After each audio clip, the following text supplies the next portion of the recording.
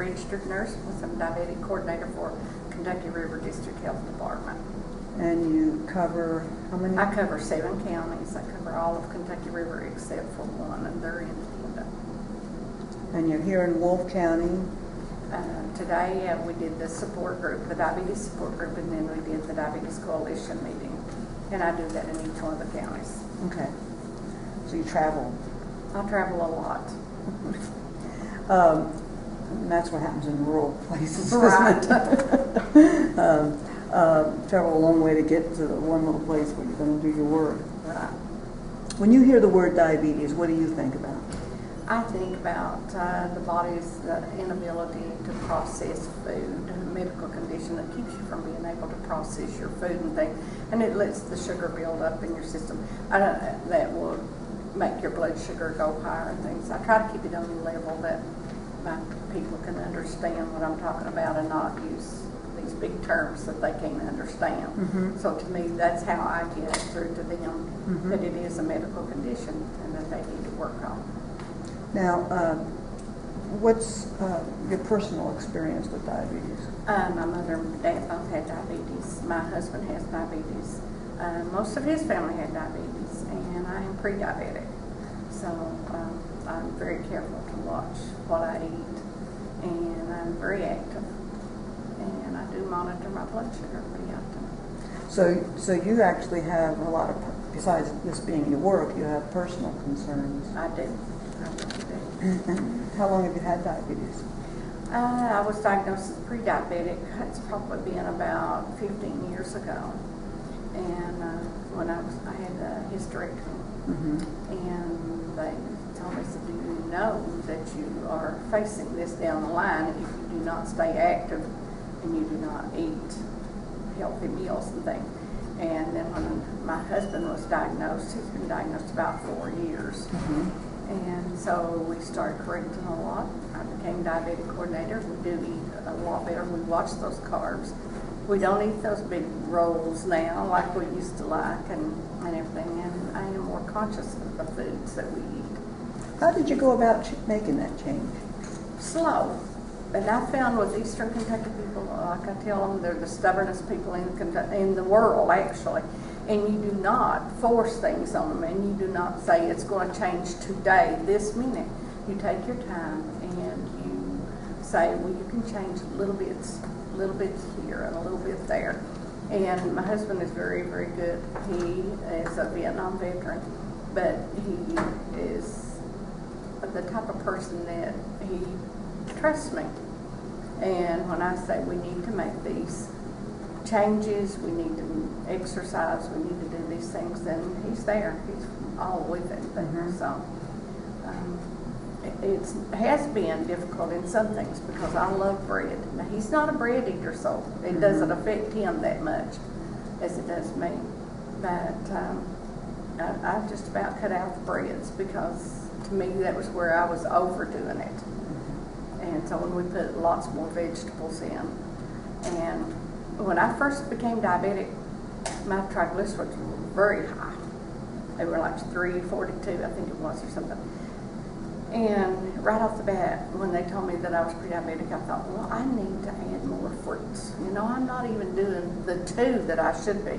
So I put my 5 in there, and next time I went back, it was 444, my triglycerides. I thought, uh-oh, I should have thought about that. So when you correct one thing, sometimes you can add the wrong thing, Mm-hmm. and it makes a mess out of something else. So Mm-hmm. it's a change of lifestyle altogether. Yeah. And you have to be really willing to do that in order for it to actually work. But it sounds like it's paid off for you. It has. It really has. Because you I'm said no longer 15 years. pre-diabetic. So you're not no longer. No, I am no longer, which I lost 30 pounds.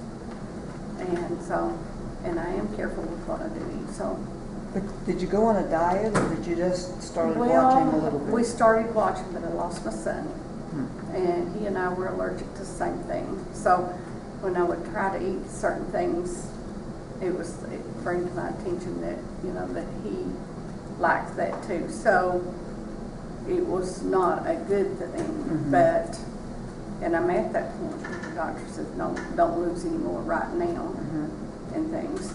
So I'm stabilized, and I like that. But it was a change in my menus. I think it helped a lot. And I don't think, as an RN, I don't think you really figure that out until it really hits you in the face when you are facing these things down the line. And you think it won't happen to you because you know all these things. It doesn't work out that way. It happens to us too. And sometimes us nurses are the worst. I know. Good things about it is I don't drink alcohol. I don't have to worry about that. I don't smoke. And I am very hyper. So those things, I'm not a good computer person. I don't sit there, play on the computer. And I don't watch a lot of TV. Those are just not things that fit in with my daily activities. And I think those help me a lot.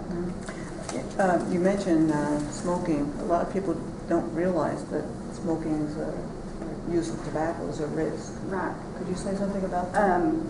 I used to be tobacco coordinator, and I think that I found maybe 2/3 of the people that were in my classes were diabetics too. So I did start studying up on that more, and it causes more clogged arteries, and your metabolism slows down so much when you smoke and things. And people's breathing and things slows down so much that they have so many more complications. And so I just kept talking to people and telling them, if you need to get off these tobacco because it messed up with their medication.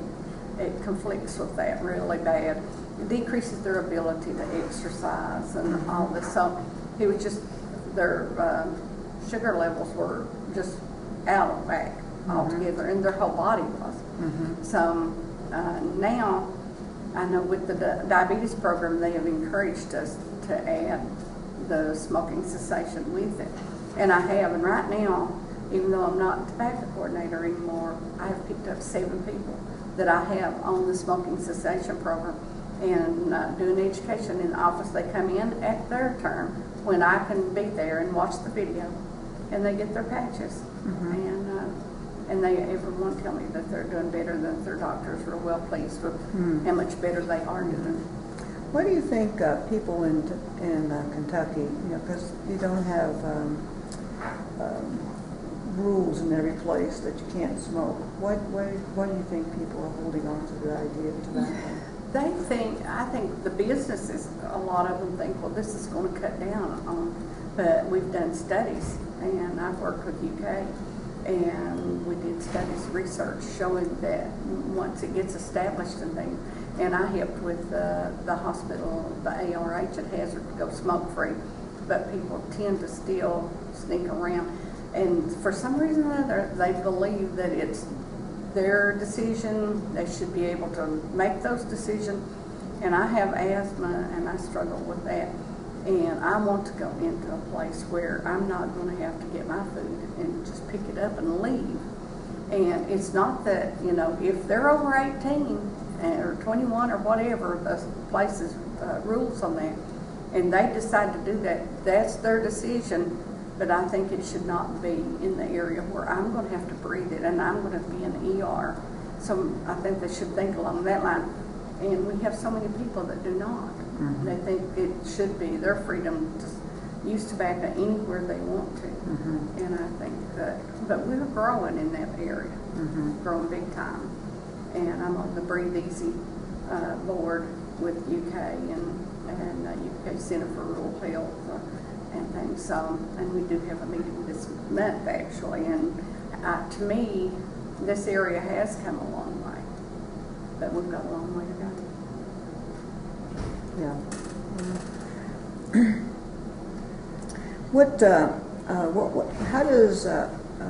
How do you support your husband?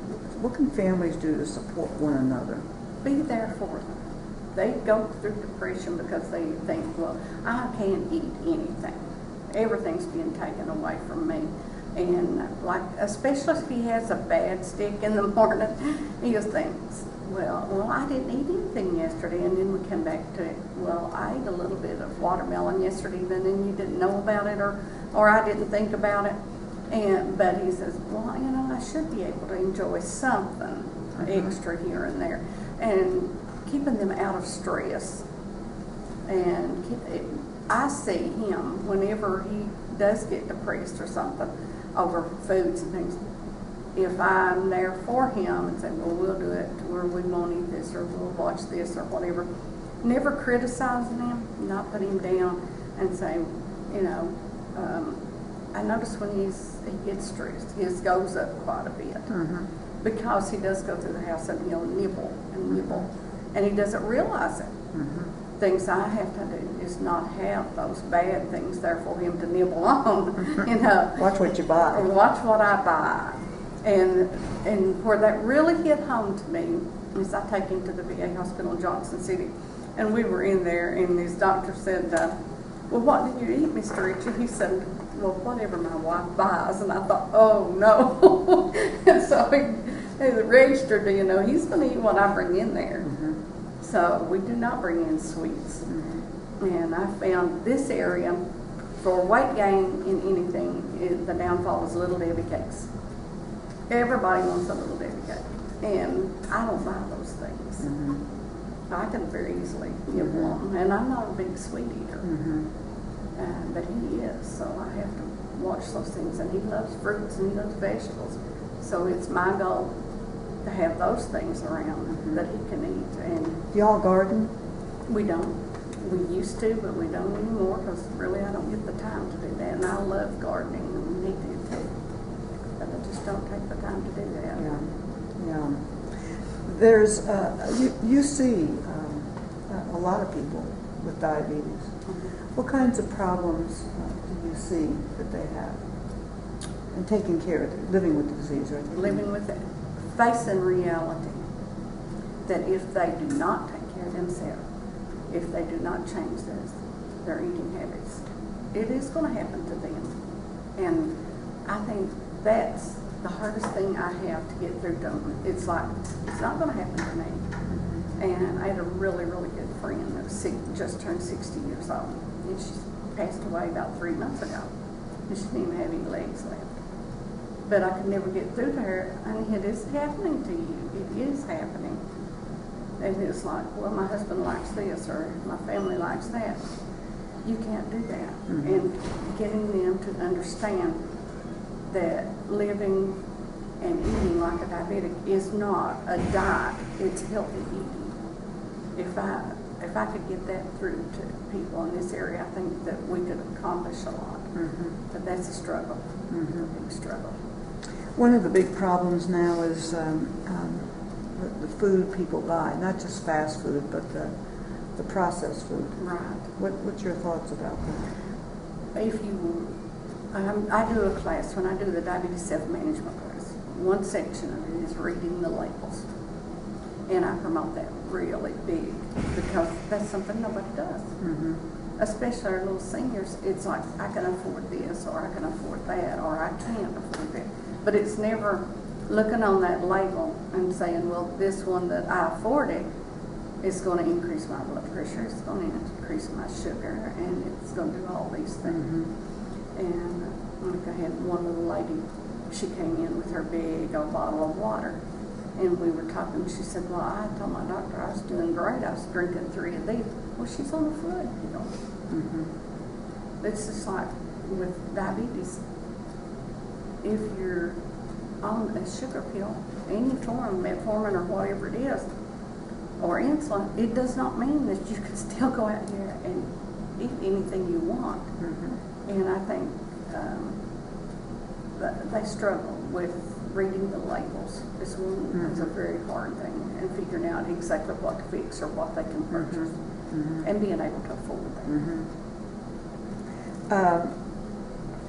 Changing people's routines or patterns or behaviors a challenge, you know, and so I wondered if you do anything with school kids. Do you do anything with school I do children? do some things with them, not as much. We have school nurses in there that try to do things. This year, we're going to try to do the healthy snacks more, and the healthy smoothies. We've been doing some of those, and teaching them, trying to get them to eat more fruit, and talking to them about exercising more. where it's just me over the 7 counties. It's hard to get all these great schools and all that. Yeah. I think one of the areas that I reach in is what's called the Summer Splash in the summer. And they have, each county has a school that has maybe 80 or 90 kids at a time, and they do it in it seems like a 3-week thing. Mm-hmm. And I'll go out there and I'll take my French fry, my fake foods and everything, and I'll take my bottles with the sugar in it for Mountain Dew and all these other drinks. And they're really surprised to probably make a big dent in diabetes. That's where we need more, big lot more. And it's in the schools.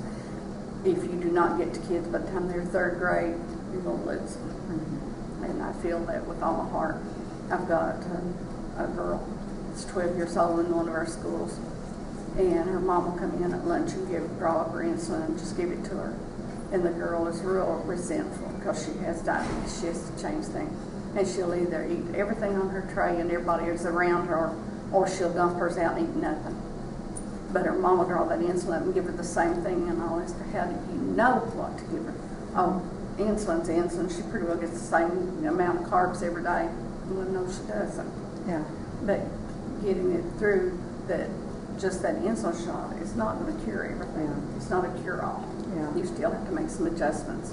Yeah, yeah. Well, it's kind of the same thing for type 2 when you think, a lot of times people just think if I take my pill, then that's all I got to do. And if it's a little bit high today, I'll just take the extra half one. And I have seen them do that. Mm-hmm. And they've told me, I just took an extra pill because it was pretty high. Not a good thing. Not a good thing. There's a reason why you're on that certain amount. Yeah.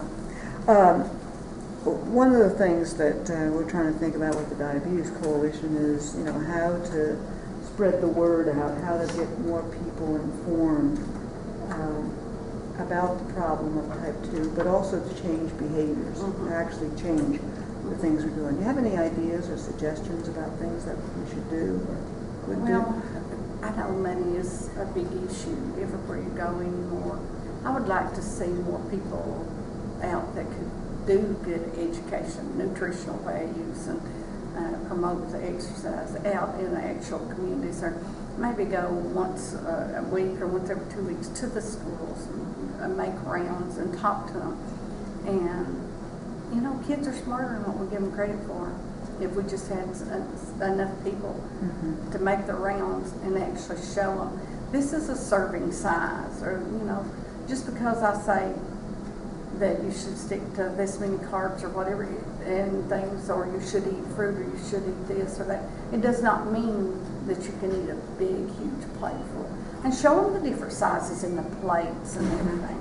And I'm surprised at the kids that do not know the proportion sizes and things when they get there. And I think that's something I would like to say. Which I like education, and I like is starting in school.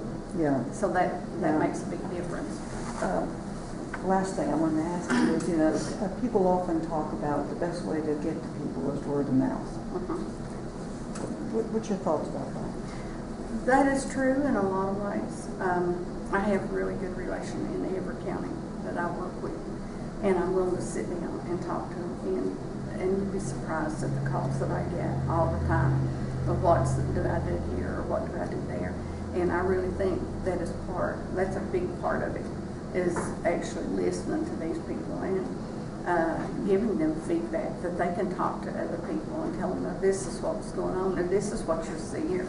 And I tell people, when you come to the support groups, then you're going to see all those people that are diabetics, and they're going to tell you some just little simple things, and you may not hear that anywhere else. And getting the word out there like that is really good. Yeah. Well, I think you've answered all my questions. Is there anything else that you'd like to say before we finish up here?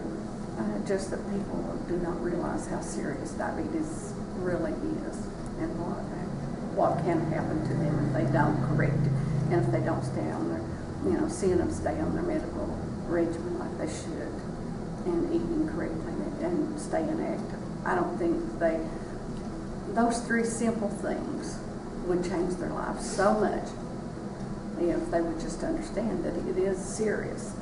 And just because Andy died from a heart attack, she was a severe diabetic, it doesn't mean that the diabetes didn't relate to that and cause that problem. And getting them to understand that, I think, is one of the main things in this area.